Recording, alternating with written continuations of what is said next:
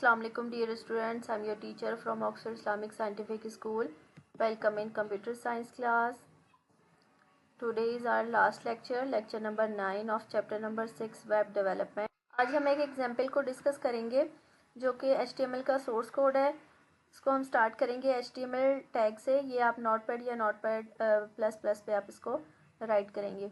HTML tag से हम start करेंगे. उसके बाद हेड टैग. हेड में हम एक टाइटल भी इंट्रोड्यूस करेंगे, माय वेबसाइट. अब माय वेबसाइट जो है ये आपकी जो भी वेब पेज होगा इस नाम से होगा.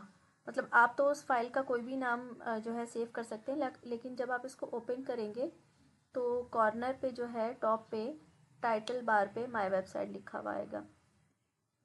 अब हेड टैग को क्लोज करेंगे. अब बॉडी स्टार्ट करेंगे.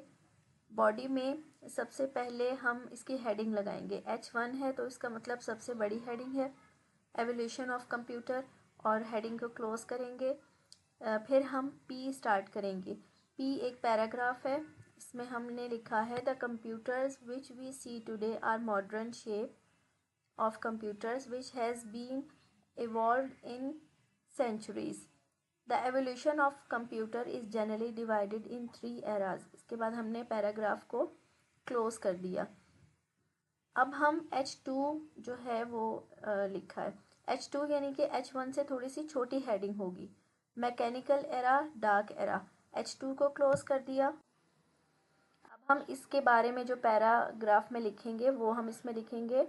Man has been trying to invent machines that can solve mathematical problems.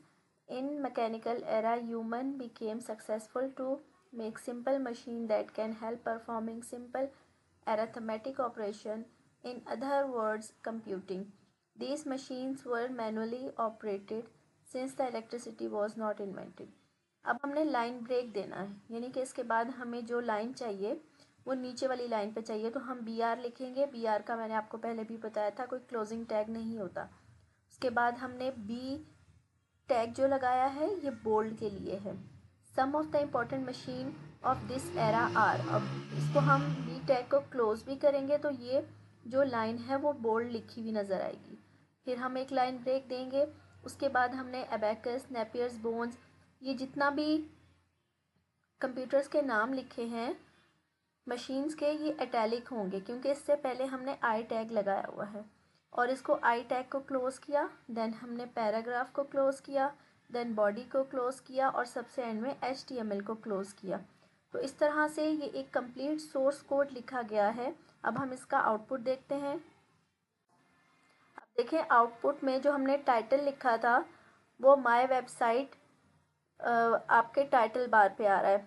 इसके बाद एवोल्यूशन ऑफ कंप्यूटर, यानी कि जो हेड लिखा था वो हेडिंग में चला गया, ऊपर टाइटल में चला गया.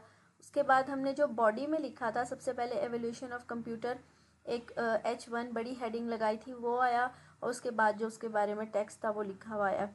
फिर हमने जो H2 एक नंबर छोटी हेडिंग थी वो हमने लिखी और उसका टेक्स्ट लिखा हुआ आया. अब some of the important machine of this are, ये वाली लाइन बोल्ड में है, और नीचे जो एबेकस, नेपियर, बोन, 16, 12 AD ये सब इटैलिक है क्योंकि इससे पहले हमने इटैलिक का टैग लगाया था.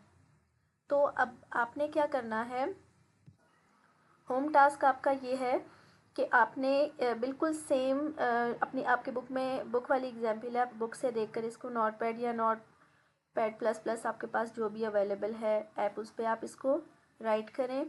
इसको जब आप सेव करेंगे तो .html से सेव करेंगे.